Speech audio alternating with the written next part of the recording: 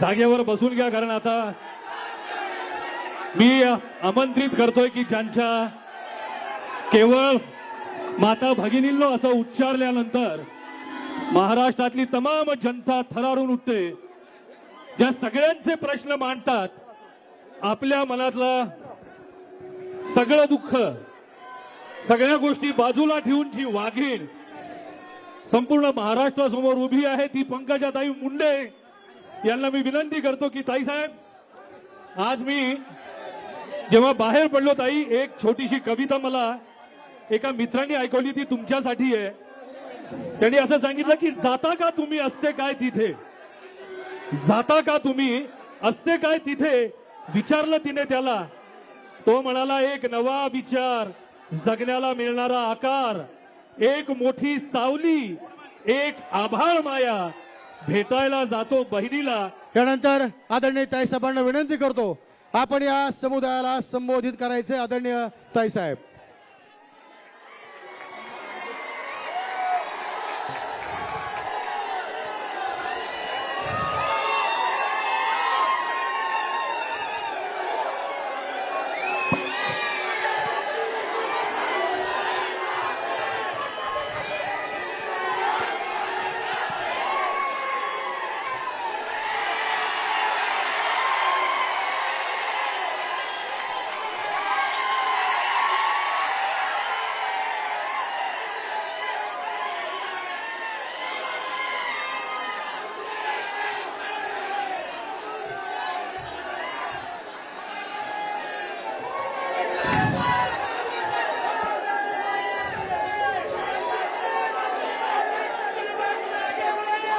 सर्व मंगल्य मांगल्ये शिवे सर्वार्थ साधिते शरण्ये त्र्यंबके गौरी नारायणी नमस्तुते.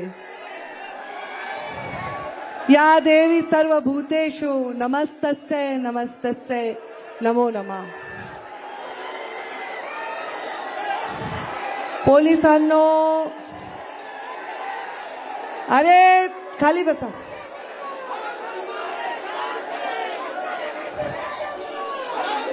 हे पूर्ण सभा पोलीस पोलीस ओ पोलीस, मी तुमच्याशी बोलते. एक मिनिट.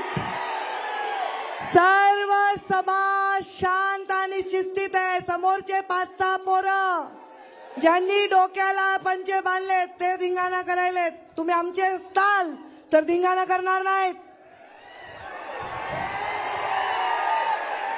पोलिसांनी शांतपणे घेतलंय, तुम्ही शांतपणे घे. लाल बांधलेला सगळे जण शांत बसलेत. ते समोरचे 5 मुलं माझं भाषण होईपर्यंत एकदम हाताची घोडी तोंडावर बोट. धिंगाणा करायचं हे स्थान नाही. आज दसऱ्याचा शुभ दिवस आहे आणि या दसऱ्याच्या निमित्ताने या भगवान बाबांचं जन्मस्थान असलेल्या भगवान भक्तीगडावरील सावरगाव येथील त्यांच्या मूर्तीच्या परत पुनर्स्थापनेसाठी आणि या भव्य सीमोल्लंघनासाठी उपस्थित तुम्हा सर्व राज्याच्या काना कोपऱ्यातून आलेले लोक, मगाशी मला म्हणले ताई बार्शीवरून आलोत नाव घ्या, नाशिक वरून आलोत नाव घ्या, सिन्नर वरून आलोत नाव घ्या, जळगाव वरून आलोत नाव घ्या, पिंपरी चिंचवड वरून आलोत, पुणे, बारामती, बीड, नगर, वाशिम, अमरावती, देऊळगाव राजा, सिंदखेड राजा, राज्याच्या काना कोपऱ्यातून तुम्ही सर्व आलात. म्हणून मी म्हणाले, मी इथे नतमस्तक होऊन तुमचं दर्शन घेतलंय. तुमचं नवरात्रीचे 9 दिवस, नवरात्रीचे 9 दिवस देवीचे वेगवेगळे रूप असतात. शैलपुत्री, ब्रह्मचारिणी, चंद्रघंटा, कुष्मांडा, स्कंदमाता, कात्यायनी, कालरात्री, महागौरी, सिद्धिदात्री या सर्व देवींच्या समोर नतमस्तक होऊन माझ्या पदरामध्ये जर काही मला मागायचं असेल तर मी सांगेन या डोंगर कपाऱ्यातील या घाम घालणाऱ्या लोकांना चांगले दिवस येऊ दे. मला जर काही मागायचं असेल तर देवीला एवढंच मागेन की देवी जसं जन्माला घातलं स्वाभिमानाच्या पोटी तसंच स्वाभिमानाने मरणाला जाऊ दे. आज या माझ्या कार्यक्रमाला शोभा वाढवण्यासाठी तुम्ही सगळ्यात प्रथम आलात आणि मंचावर एवढे विराजमान लोक आहेत. आपल्या लाडक्या खासदार प्रीतमताईंनी भाषण केलं.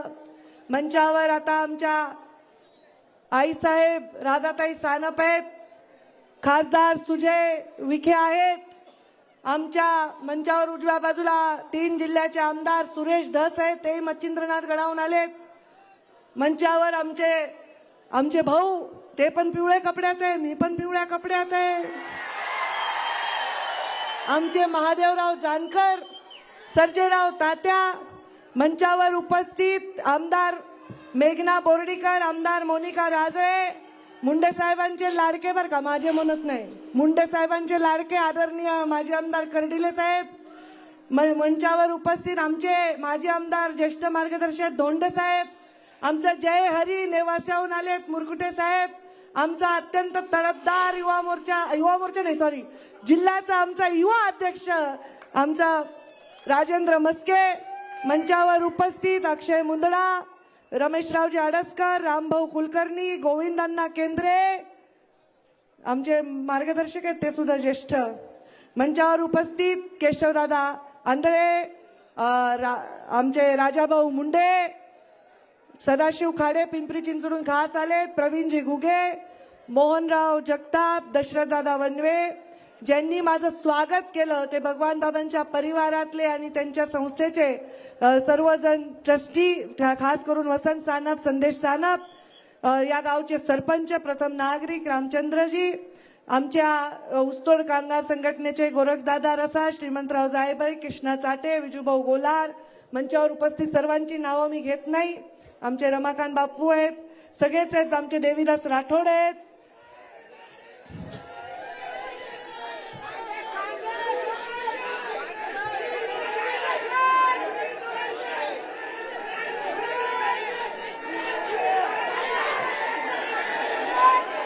हा डॉक्टर सुनील कायंदे तो तर अरे हा आता मला कळलं कुठले लोक जास्त धिंगाणा घालायचे. अरे नाव घ्यायले संपले नाही नाव अजून. आणि सर्वात शेवटी आमची छोटीशी बहीण यशस्वी मुंडे या कार्यक्रमाला दरवर्षी त्या येतात, पण अमेरिकेला शिक्षणाला गेल्यामुळे 2 वर्ष त्यांचं हे मंदिर बघायला त्या खास भगवान बाबांच्या दर्शनाला आले. आता दरवर्षीप्रमाणे आपण भेटतोय. मी तुम्हाला नवरात्रीच्या शुभेच्छा दिल्या, मी तुम्हाला दसऱ्याच्या शुभेच्छा दिल्या. जे मोठे आहेत पेटेवाले, पटकेवाले, डोक्यावरून पदर घेतलेल्या माऊली, मी त्यांचं दर्शन घेते आणि त्यांच्या चरणाला इथूनच स्पर्श करते, मला आशीर्वाद द्या.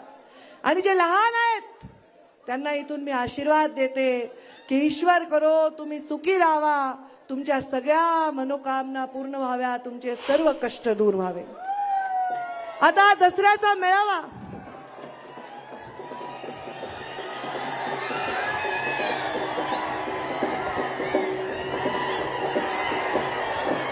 आता बस डिस्टर्ब व्हायलाय. आता दसऱ्याचा मेळावा आहे, पूर्ण राज्याचं लक्ष आहे. मीडिया पण मोठ्या प्रमाणात आलाय. पंकजाताई आपण काय बोलणार? मेळावे म्हणलं, सभा म्हणले की एकमेकांवर टीका होते, टिप्पणी होते, चिखलफेक होते. या मेळाव्यात काय होणार आहे ही उत्सुकता लोकांच्या मध्ये. मी मीडियाला म्हणलं हा चिखल फेकणाऱ्यांचा नाही, चिखल तुडवणाऱ्यांचा मेळावा आहे.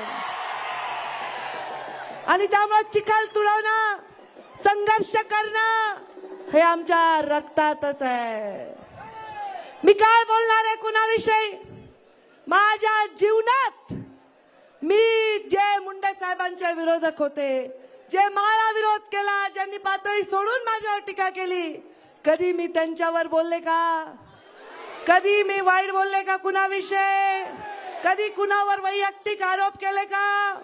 कधी कुणावर खालच्या पातळीवर टीका टिप्पणी केली का? केली का कधी? कधी संधीचा फायदा घेतला का? कोणी काही चुकलं त्याच्यावर वाईट बोलायला? कधीच नाही. ते आमच्या रक्तात नाही. पसरत असतात, चर्चा पसरत असतात. हकीकत को तलाश करना पड़ता है, अफवाह तो घर बैठे बैठे मिल जाती है. ही हकीकत आहे, हे सत्य आहे. बघा मागे कॅमेरा वळवा, मीडिया कॅमेरा वळवा. हे सत्य आहे, ही हकीकत आहे, ही शक्ती आहे. माझ्याकडे तुम्हाला बसायला द्यायला खुर्च्या नव्हत्या. तुमची व्यवस्था करायची माझी ऐपत नाही रे बाबा. एकमेकाच्या अगदाटी वाटीने बसलात तुम्ही. खुर्च्या लावल्या असत्या तर हा मेळावा किती मोठा झाला असता. चौपट तरी झाला असता, चौपट. तुम्ही जमिनीवर बसणं गोड मानून घेतलं, तुमचे मी उपकार मानते. प्रीतमताई म्हणाल्या संघर्ष करो, ही घोषणा हे सिंदखेड राजाचे लोक. माझं भाषण ऐका ना प्लीज, प्लीज. हात जोडते, वळवळ आवाज घोषणातले, प्लीज प्लीज. असं करू नका. हे लाल प्रीतवाले गबस आले. प्रीतम ताईने सांगितलं की संघर्ष करो, ही घोषणा बंद करा. कुणाला संघर्ष नाही आला आयुष्यामध्ये? संघर्षाशिवाय नाव होत नाही. कुणाचे जोडे उचलणाऱ्यांचं कधीच इतिहासात नाव झालेलं नाही. छत्रपती शिवरायांचा या महाराष्ट्रात भगवान बाबांसारखा राष्ट्रसंत होऊन गेला, ज्यांच्या पवित्र मूर्ती समोर आपण सभा घेत आहोत. आणि त्या भगवान बाबांचा भक्त, त्या भगवान बाबांचा भक्त गोपीनाथ मुंडे सारखा मातीतला माणूस तुमच्यातला माणूस होऊन गेला. त्याच्या पोटी मी जन्म घेतलाय. मी संघर्ष नाकारणार नाही, नाकारू शकतच नाही. काय नाही झालं? काय कहाणी आहे छत्रपती शिवरायांची? संघर्ष, लढाई, युद्ध, तह, सुख, दुःख, वेदना, आपल्या माणसाकडून वेदना, आपल्या कार्यक्रमाकडून वेदना, आपल्या प्रधानमंडळाकडून वेदना, सगळ्या वेदना सहन करत फक्त हिंदवी स्वराज्याचं स्वप्न ज्यांच्या डोळ्यासमोर होतं, त्या छत्रपती शिवरायांना शेवटच्या क्षणापर्यंत कधीच संघर्ष सुटला नाही हो, कधीच नाही. भगवान बाबांना काही कमी संघर्ष झाला? सहज काही मिळालं? किती वेदना झाल्या, किती आरोप झाले, किती परीक्षा झाली. भगवान गड स्थापन करावा लागला, पण त्यांनी संघर्ष सोडला नाही, सत्य सोडलं नाही. अरे भगवान श्री कृष्ण मथुरेवर अनेक स्वाऱ्या, अनेक युद्ध, अनेक लोकांचा जीव चालला, म्हणून मथुरा सोडून द्वारका स्थापन केली. रणछोडदास म्हणले, पण आपल्या लोकांना एवढी इजा झाली तर ज्याला दुखतं तोच खरा राजा असतो, तोच खरा लोकांचा प्रेम करणारा माणूस असतो. मुंडे साहेबांना काही संघर्ष नव्हता? सतत संघर्ष, सतत संघर्ष. प्रवाहाविरुद्ध अशा पक्षात त्या काळात कोणी जात नव्हतं. त्या पक्षामध्ये कमळाचं फूल हातात घेऊन आयुष्याच्या शेवटच्या क्षणापर्यंत लढले. संघर्ष कमी झाला? 40 वर्षाच्या राजकारणात फक्त 4.5 वर्ष सत्ता मिळाली, संघर्ष कमी झाला. पण त्या मुंडे साहेबांचा संघर्ष आपल्या डोळ्यासमोर आहे. मग माझ्या अंगामध्ये हिंदवी स्वराज्याचं स्वप्न बघणाऱ्या छत्रपती शिवरायांचे संस्कार, भगवान बाबा आणि मुंडे साहेबांचं रक्त आहे. मी संघर्षाला घाबरत नाही. शिवरायांचा पराक्रम, भगवान बाबांची सात्विकता आणि मुंडे साहेबांचा संघर्ष हीच माझी ओळख आहे. मी या वचनाला कधी मुकणार नाही. मी थकणार नाही. मी रुकणार नाही. मी कोणासमोर कधीही झुकणार. मला एक आठवते कहाणी. आता सध्या करोनामध्ये बरेच पुस्तकं वाचायचा योग आला. परत छावा वाचण्यात आलो. छावा कोण आहे माहिती ना? कोण आहे? छत्रपती संभाजी महाराज. त्याच्यामध्ये एक त्यांच्या लहानपणीचं उदाहरण आहे. होळीचा सण शिवराया मोठ्या थाटात साजरा करत होते आणि त्या होळीच्या सणामध्ये नारळ होळीमध्ये टाकत होते. त्या जळणाऱ्या होळीमधून नारळ काढणाऱ्याला सोन्याचं कड शिवराया स्वतः घालत होते. एका दिवशी संभाजी राजांना एका होळीतला वाटलं की एवढे लहान लहान पोरं माझ्या स्वराज्यातले होळीतला नारळ काढतात, मी पण ते काढणार. सगळ्या आयांना काळजी वाटायला लागली. आई म्हणली नको, आजी काळजी करायला लागली. पण संभाजी राजेंचं शौर्य सगळ्यांना माहितीये. त्यांनी आगीच्या त्या होळीमध्ये हात घातला आणि ते नारळ काढला आणि ते कड शिवरायांनी त्यांच्या हातामध्ये दिलं. ते कड आयुष्यभर त्यांनी पेहराव केला. ते कड्याला कधी त्यागलं नाही. आपल्या बापांनी आपल्या पाठीवर केलेली कौतुकाची छाप आणि त्यांनी दिलेली भेट ही प्राणप्रिय असते. माझ्या हातातलं कड तुम्ही आहात. माझ्या हातातलं ते कड तुम्ही आहे. कोणत्याही होळीतून मी न घाबरता आगीतून नारळ बाहेर काढायला मागे पुढे पाहणार नाही. संभाजी राजेंचा आदर्श माझ्या समोर आहे. मला एक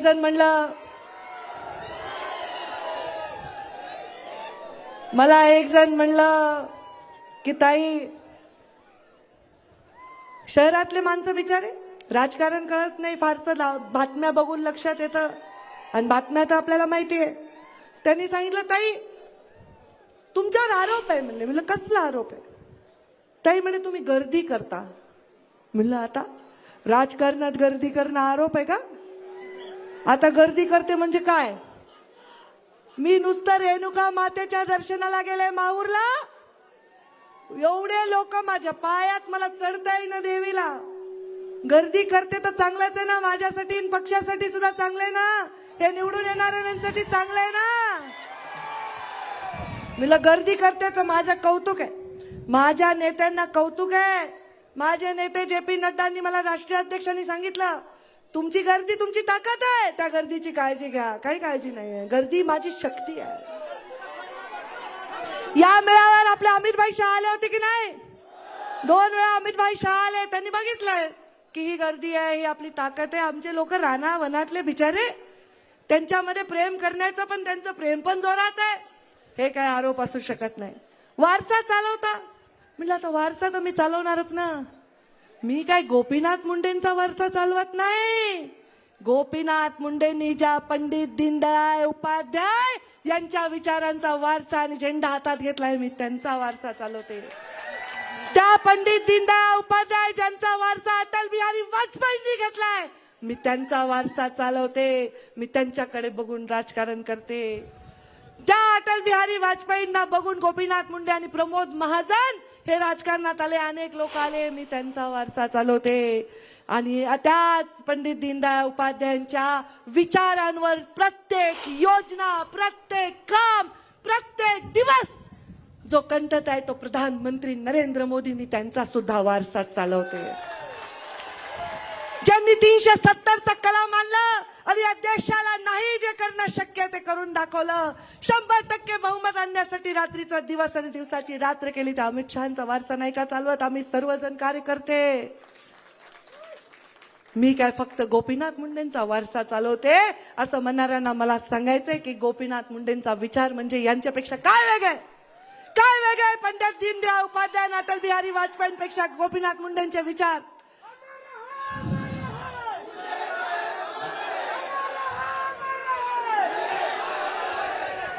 एक विचार येतो, वादळ येतं, एखादी मोबाईल मध्ये कोणीतरी अर्धवट एक क्लिप करतं आणि त्या क्लिपनी सगळं जणू काही पंकजा मुंडेंना आता काय पेटीतच बंद करून ठेवतील. अरे काय अरे मी तर शत्रू विषय वाईट बोलत नाही, तर ज्यांच्या विचारांचा वारसा मी चालवते त्यांच्याविषयी वाईट बोलण्याचे माझ्या रक्तात संस्कार नाही. कधी यज्ञ कुणी बघितलाय का जवळून? यज्ञ, ते यज्ञ करताना काड्याची पेटी शक्यतो वापरत नाही, 2 गारगोट्या एकमेकांवर घासतात. बरोबर आहे का? इथं कोणी आहेत का बुद्धिजीवी राम कुलकर्णी? गारगोट्या एकमेकांवर घासतात आणि त्याच्यातून एक ज्योत पेटते आणि ती ज्योत यज्ञाला प्रज्वलित करत असते. बरोबर आहे? बरोबर आहे का? मग गंगा जळात आपण तिथे पूजा केली भगवान बाबांची. आपण रोज श्रावणात पूजा केली, नवरात्रात केली, गणपतीत केली. तो ब्राह्मण येतो पूजा करणारा, सांगतो एक बाटली असते त्याच्याकडे, त्याच्यातला थेंब गंगाजळ तांब्यात टाकतो आणि ते तांब्यातलं जळ गंगाजळ होतं. एक थेंब गंगाजळाचा पाण्याला गंगाजळच करून टाकतो. एक ज्योती यज्ञाचा दीप प्रज्वलित करते. जर ही ज्योती यज्ञाचं अस्तित्व आहे, तो थेंब पाण्याचा गंगाजळाचं अस्तित्व आहे, तर या पूर्ण पक्षाचा अस्तित्वातली ज्योत आणि थेंब मी नाही का? मी काय वेगळी आहे? मी काय वेगळी आहे?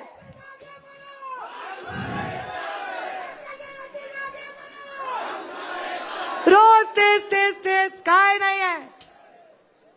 अरे आपल्याला वाटतं, आपल्या समाजाला वाटतं आपल्या नेत्याला काहीतरी मिळावं. समाजाला जाऊ द्या, इथे बसणाऱ्या प्रत्येकाला वाटतं. आता समोर बोलतात, कोणी खाजगीत बोलतात, कोणी मोकळं बोलतच नाही जास्त करून लोक, पण बोलतात की आपल्या नेत्याला काहीतरी मिळावं. ह्याच्यात काय चूक आहे? ह्याच्यात काय चूक आहे? अरे मला आनंद आहे माझ्या समाजाला एवढी पदं मिळाली, मला काही राग लोभ नाहीये, मी असुरक्षित नाही, तुम्ही विसरून जा. अरे मी गेले नाही का? मी जेव्हापासून आता 2000 कधी पडले? मी 19 मध्ये पडले. त्याच्यानंतर प्रत्येक वेळी लोकांना वाटतं ताईला अमुक मिळावं, ताईला तमुक मिळावं, पण मला नाही मिळालं म्हणजे मी नाराज आहे असं नसतं. मला माझ्या लोकांना मिळाल्याचा काहीही दुःख नाही. समाजाची सीमा वाढवण्यासाठी, समाजाची ताकद वाढवण्यासाठी जर त्याचा उपयोग होत असेल तर त्याचं खूप कौतुक आहे. पण समाजाला बांधण्यासाठी होत असेल तर ते बरोबर नाही. माझे लोक म्हणजे काय शेततळ आहे का त्याला बांधायला? अरे ते समुद्र आहे, समुद्र. या समुद्र बांधणं शक्य नाही, शक्य नाही. समाजाच्या चांगल्यासाठी कोणी करू.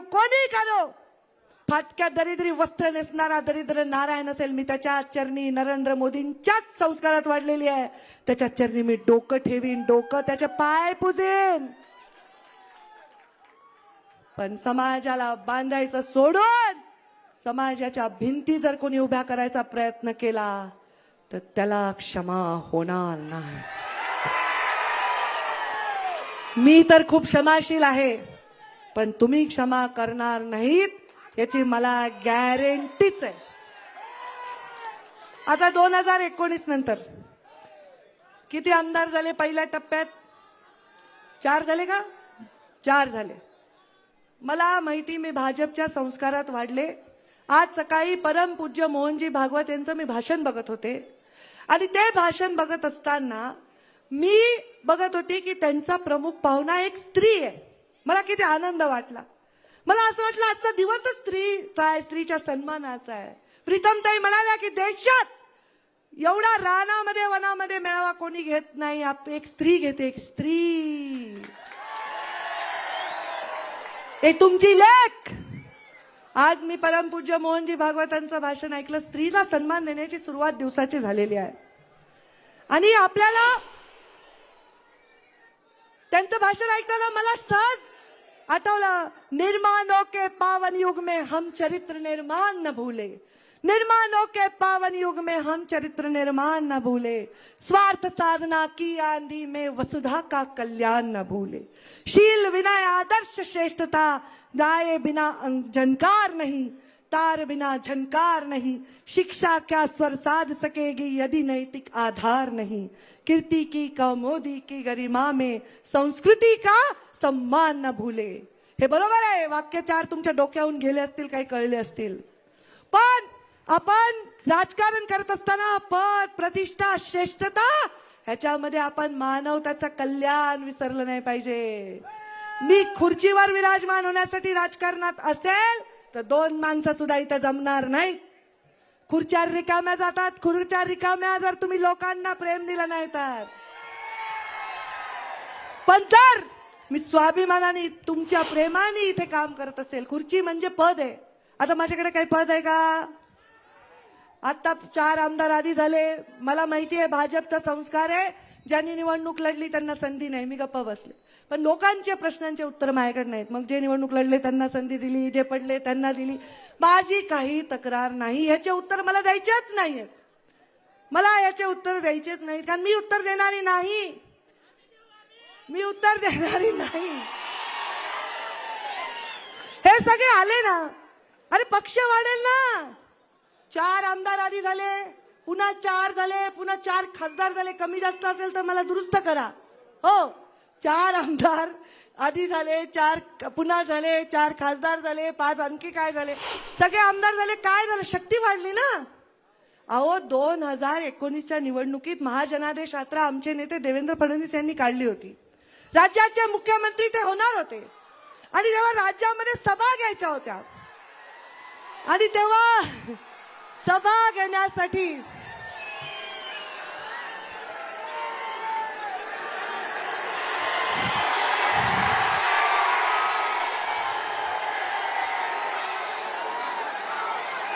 ऐका जरा, ऐका. सभा घेण्यासाठी मी राज्यामध्ये फिरले का नाही? मोनिकाताई हे गप्पा रे, ऐका जरा. मोनिकाताई, कर्डिले साहेब मी आले होते का? मुरकुटे साहेब जमलं का मला यायला? जमलं आठवत नाही मला. मोनिकाताई आले होते का? मेघना बेटा आले, म्हणजे मेघना ताई आले होते का? सुजय आले होते का? मी आता हे एवढेच आमदार इथं आहेत. मी राज्यामध्ये आमचे प्रदेशाध्यक्ष कोथरूड लढत होते आणि नवीन मतदारसंघ असल्यामुळे मी राज्यभर फिरले. राज्यात सभा घेतल्या का नाही? मग मला एवढे लोक जर माझ्या साथीला मिळाले तर माझी ताकद वाढेलच ना. मला थोड्या कमी सभा घ्याव्या लागतील. मला परळीत लक्ष देता येईल. तुम्ही चिंता करू नका. आता हे लोक आपल्याला ताकद वाढवण्यासाठी आलेत. सुजय विखे पाटलांनी तर माझी सभा आचारसंहितेच्या आधीच घेतली. आता समजा मला जरा परळीत लढायचंय, 12, 15, 16 आमदार झाले तर पक्षाची ताकद वाढेलच ना. मला त्याच्याबद्दल काहीही ना नाही. मला त्याच्याबद्दल काहीही तक्रार नाही.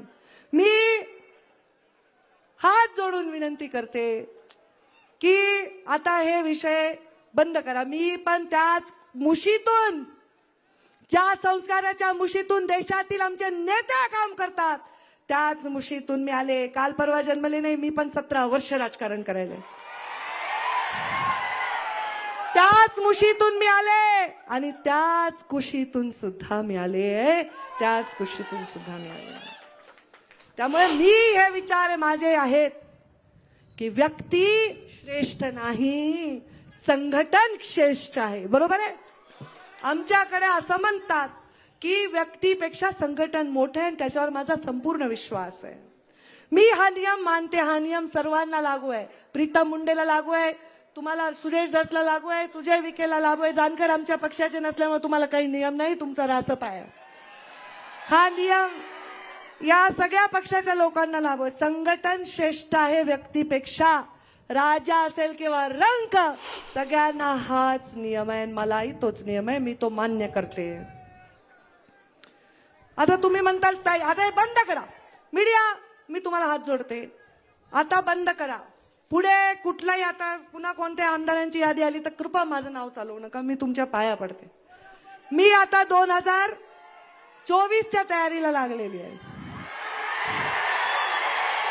कृपा करून. कारण काय होतं, नाराज, मग पंकजा नाराज आहे. अरे कशाला नाराज आहे, कुणावर नाराज आहे, कुणावर नाराज हो मी? हा, दसरा मेळाव्याला तुम्ही नाही आलात तर मी नाराज होईल. मी नाराज नाही. कुणावर नाराज हो मी नाराज नाही. का नाराज हो मी? हे काय घरगुती भांडण आहे का नाराज व्हायला? हे राजकारण आहे. मोठ्या मोठ्या लोकांना राजकारणात संघर्ष करावा लागलेला आहे. तो संघर्ष तुमच्याही लेकीच्या वाट्याला आलाय. पचवा तो संघर्ष आणि वाट बघा, योग्य वेळेची वाट बघा. आहे का आता? बरं सांगा आता, सांगा तुम्ही या ठिकाणी मेळाव्याला आलात याचं कारण काय? कारण काय?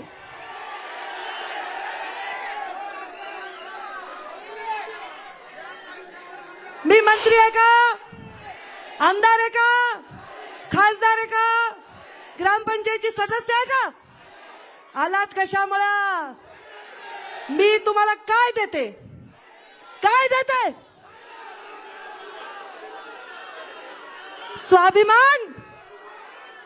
स्वाभिमान आधी सत्य याची लढाई आहे आणि मी तुम्हाला तेवढंच देऊ शकते. माझ्याकडे तेवढंच शक्य आहे. कृपा करून माझी आता ते बंद करा. कोणी नाराज नाहीये, कुणाची अवहेलना करू नका, कोणाचा अपमान करू नका. हे माझी इच्छा आहे. इतके दिवस मी बोलले नाही, मी कधीच याच्यावर बोलले नाही, मौन बाळगलं. माझा स्वभाव नाही. माझ्याकडे या मोनिका राजळे आणि या सगळ्या महिला आमदारात विचारा, मी हाताने वाढून मंत्री असताना यांना जेव घालत होते. मला गर्व नाही, मला स्वाभिमान आहे.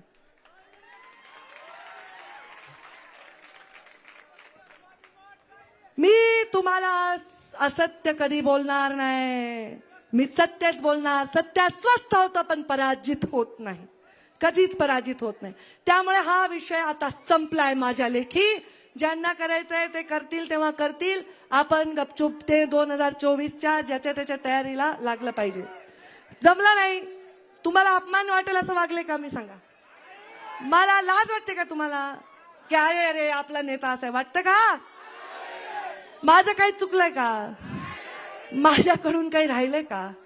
तुमच्या गावापर्यंत, गाडी वस्त्यापर्यंत मी पोचले नाही का? काम नाही केलं का? मी चांगली मंत्री म्हणून तुमच्यापर्यंत विकास नाही पोचला का? राज्यभर पक्षासाठी काम नाही केलं का? राज्याच्या बाहेर जाऊन नाही केलं का? मग मी तुम्हाला काय दिलंय? स्वाभिमान दिलाय. स्वाभिमानी राहा. मी तुम्हाला स्वाभिमान दिलाय म्हणून तुम्ही इथे आलात की नाही? मग माना के औरों के मुकाबले कुछ पाया नहीं मैंने, माना के औरों के मुकाबले कुछ पाया नहीं हमने, पर खुद को गिराकर कुछ उठाया नहीं हमने. तुमचा जर माझ्यावर प्रेम आहे, तुमची माझ्यावर श्रद्धा आहे, माझ्यावर आस्था आहे, निष्ठा आहे, माझ्यावर विश्वास आहे, तर जसं मला शोभेल तसं वागा. माझी तुम्हाला विनंती आहे.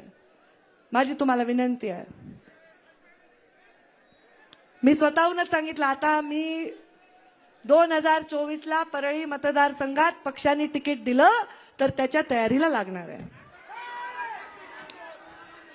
असंच आहे माझं. जरूरत से ज्यादा ईमानदार हूं मैं,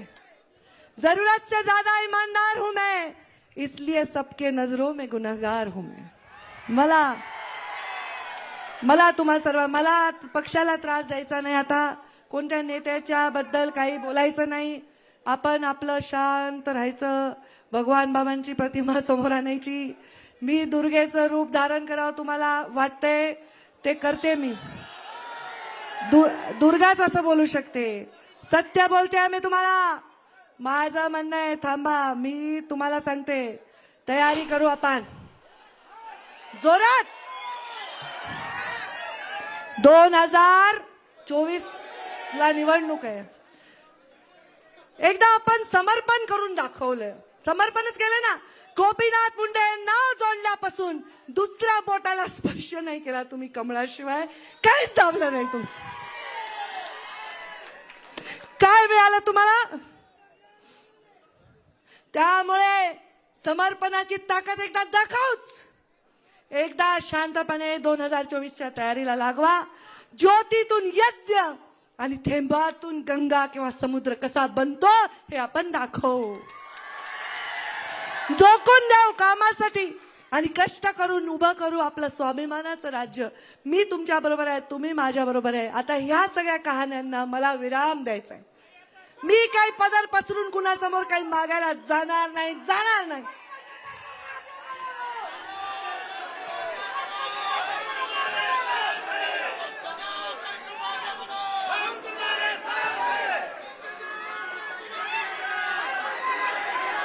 त्यामुळे सर्वजण आपापल्या मतदारसंघात जा, आपापल्या भागात जा आणि आणि काय करू तुमचं.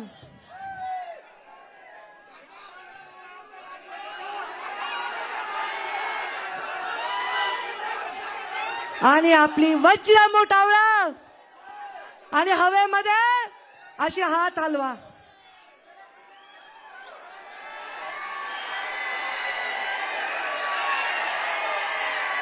जितना बदल सकते थे खुद को बदल दिया हमने.